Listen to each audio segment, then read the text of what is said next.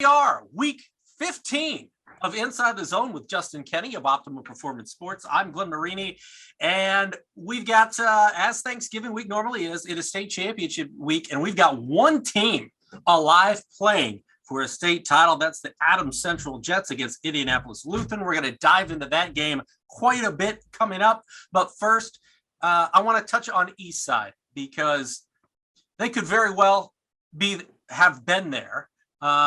They lose this past week in a tight game to Andrean.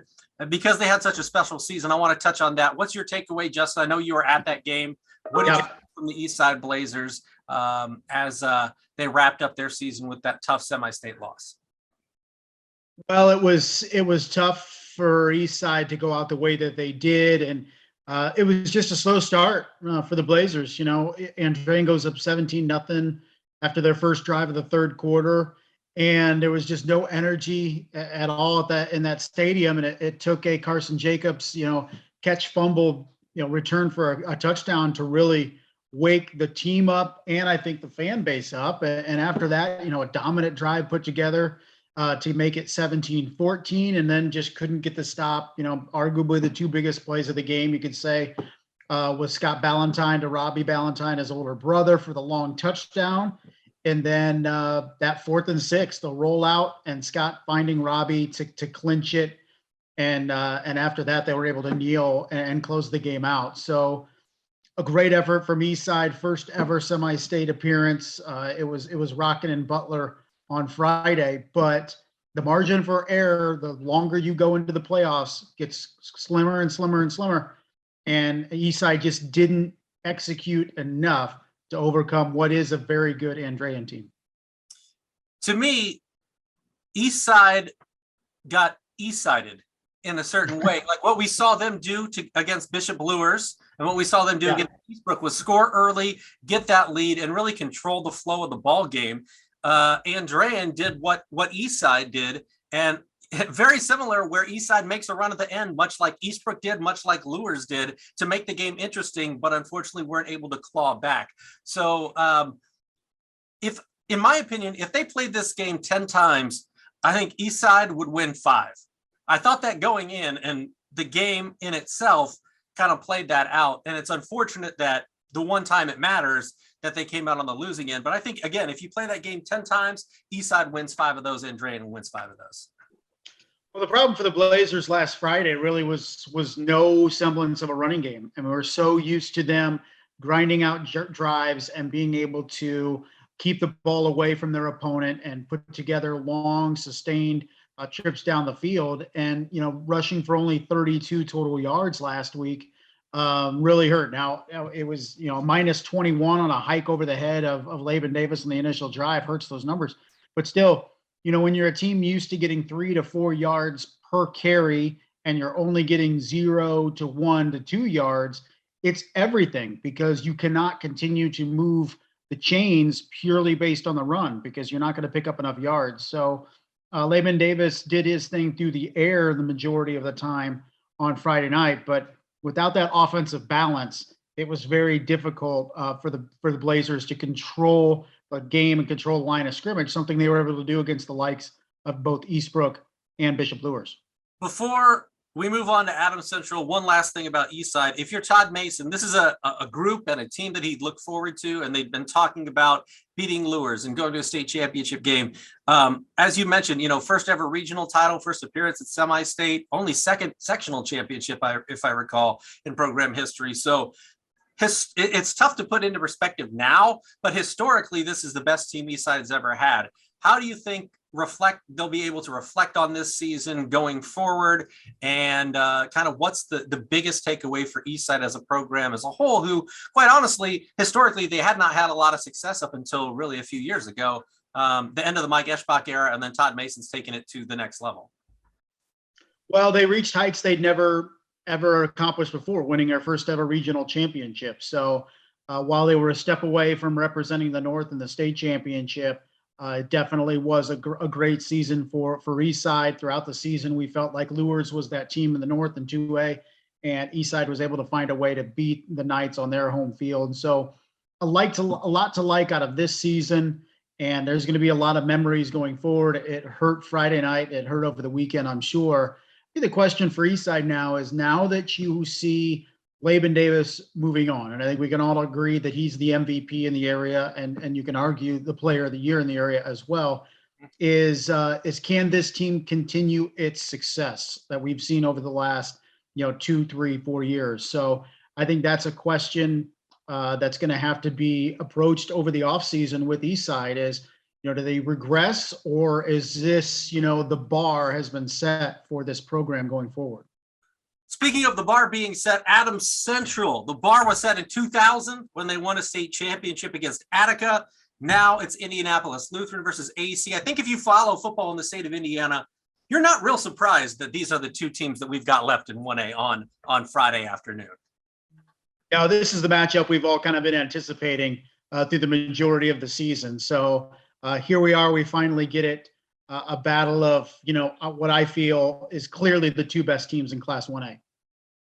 When you take a look at this matchup, both teams had blowout wins at semi-state. And, Adams Central, I mean, that game was over mid to late second quarter.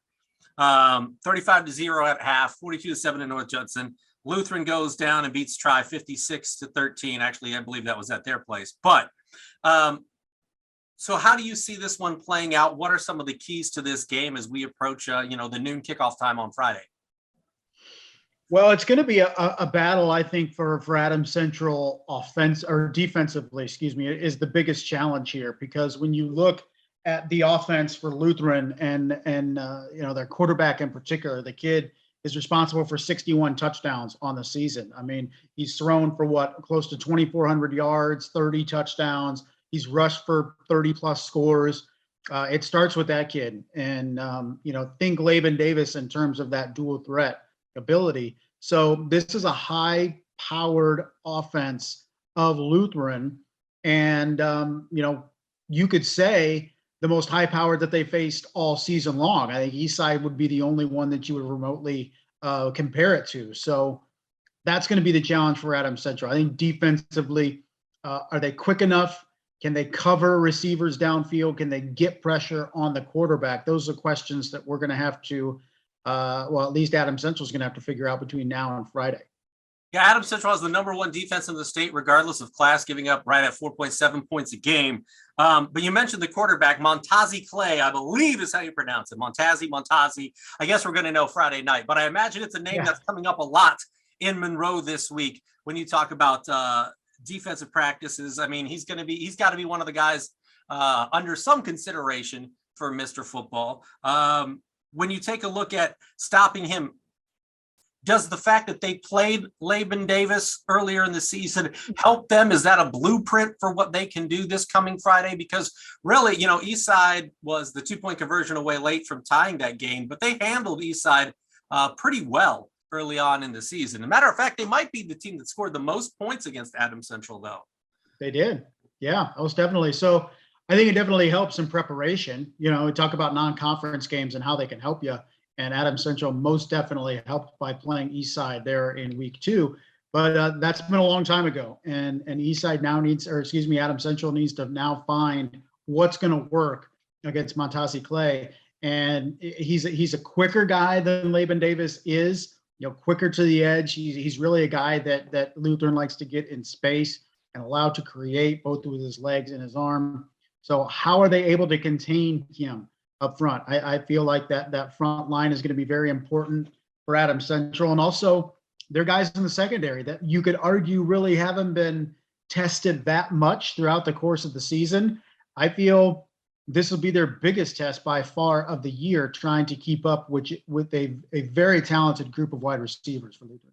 The level of competition it's a concern for me as a guy who is looking for Adams Central to be victorious, because you're talking about the Indiana Crossroads Conference and teams like Speedway, Cecina, Beech Grove. They won that conference. Ritter. You take a look at, the ACAC and Southern Wells and Jay County and Woodland, and those teams are not to that level historically or this season, as they saw in the Crossroads Conference, Indiana Crossroads Conference. So how do you, I don't want to say make up for that. It's not Adams Central's fault, but How big of a concern is that, knowing that, from a competition perspective, and North Judson wasn't really much of a contest either. Maybe the best team they faced in the postseason was South Adams, Right. 41-0. So this is a team that wasn't challenged a whole bunch during the regular season outside of week 2, and they weren't really challenged at all in the postseason so far. Well, I think the key for both teams in this one is, are you ready to play a full 4 quarters of football? Because neither really has had to play it, at least since the sectional has begun. And Adams Central even further back. You could, other than Cherubusco game in the playoffs, Adams Central really hasn't been challenged since week 2 and when they lost Eastside. So it can be tough to really stay locked in and focused when you're not, when you're up and you're having a running clock in the second half. Game after game after game, but it all comes down to this one. And I feel with this veteran group of Adams Central players, they're going to be ready to play. And this is a team that they're going to have to avoid a slow start against. And Lutheran loves to have big plays offensively. So they need to limit those big chunk plays and really, keep Lutheran, between the hashes and just not allow them to get loose and break some big plays. The one thing I really like about Adams Central in this game is that I think people look at Adams Central as a one-dimensional ground and pound run team, but Ryan Black's thrown for almost 900 yards this year.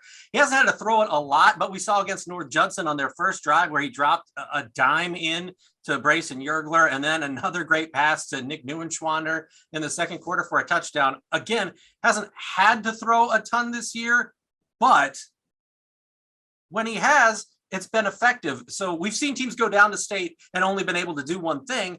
Adams Central would like to run the football, but they do have the option to throw it with a senior quarterback and a couple receivers that have actually fared pretty darn well for this season. And I feel like Ryan Black's going to have to have a big game on Friday afternoon for Adams Central, because like you said, hasn't had to throw a lot, but it's more of a luxury thing. But I think there's going to be situations on Friday where AC is going to have to make some plays vertically. And Ryan Black, Coach Michael Mosier has sung his praises throughout this year in terms of running the offense effectively. I think he's going to have to make some plays with his arm against Lutheran if Adams Central is going to capture their first state title since 2000. Lutheran was the state runner-up in 2019 to LCC. The last and only other time that Adams Central was played in the state championship game was 2000. These kids weren't born yet. No. With Lutheran, you've got guys that are seniors now. We're sophomores on that team, so they've been around state championship teams. On one hand, does that favor Indianapolis Lutheran, and on the other hand, does that favor Adams Central, because they know how special and rare of a moment this is, and they obviously are going to cherish it. And they know the 2000 team's history, so they definitely want to be put in the same category as them, knowing that this isn't an every year thing. This doesn't just happen all the time. Well, I think you're only affected by the moment if you let it. And I think Adams Central, when they come running out of that tunnel on Friday at noon, it'll be a new experience for every single one of those players. And when you look across the field with Lutheran, a lot of those guys will have run out of that tunnel 2 years ago. So don't make the moment too big that it is. Enjoy it, but come kickoff time, they need to be locked in. It's any other game, whether it's at Lucas Oil Stadium or the landing strip at Monroe, Adams Central needs to be ready to play from the outset. And if they can control the line of scrimmage and move the ball offensively on the ground like they have been able to all year, I like their chances. But that Lutheran offense is very, very difficult to contain. Final question: what are you most looking forward to about this Friday's matchup at Lucas Oil Stadium? Well, we were hoping for multiple teams down there this weekend. Instead, we're one and done with the first game of the weekend. So we'll see if Adams Central can at least represent Northeast Indiana, bring home a state championship as the lone representative of the area. So hopefully everybody's Flying Jets fans this week. Good deal. Good deal. All right, man. Enjoy your Thanksgiving week. And we will, yes, sir. We will wrap up what hopefully is a state championship and a 2021 season wrap next Monday here on Inside the Zone. For Justin, I'm Glenn, and we'll see you later.